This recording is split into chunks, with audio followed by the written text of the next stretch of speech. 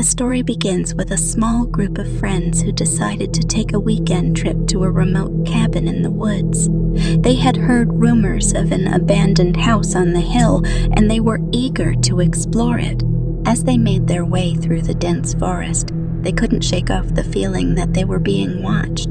The trees seemed to loom over them, casting long shadows across their path.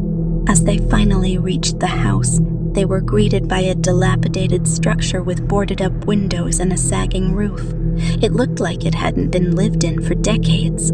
They carefully made their way inside, and the musty smell of decay hit them immediately. The floorboards creaked under their feet, and the walls were covered in peeling wallpaper.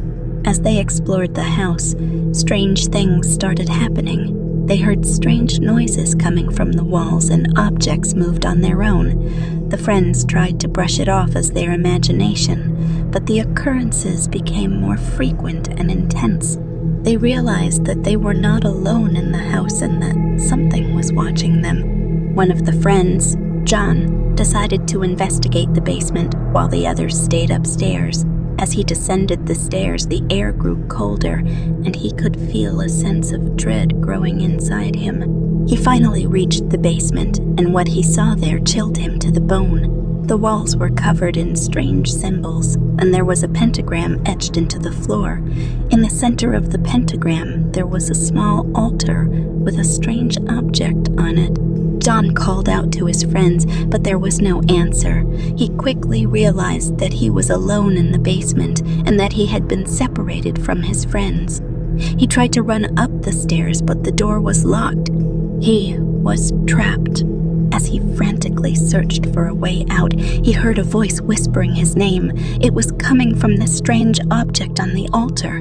He approached it, and to his horror, he realized that it was a human skull. The voice grew louder, and he could now make out words. It was telling him to join them, to become one with the darkness.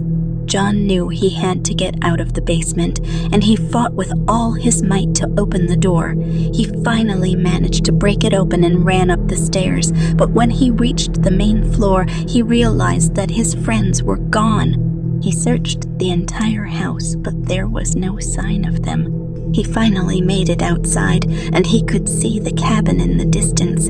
He ran towards it, but as he got closer, he realized that it was on fire. He could hear his friends' screams coming from inside. The darkness had consumed them, and it had taken over the house.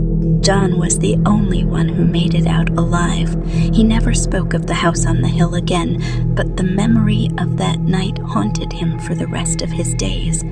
The house still stands on the hill, and some say that it's still haunted by the spirits of those who were consumed by the darkness. But no one dares to go near it for fear of becoming a part of the darkness themselves.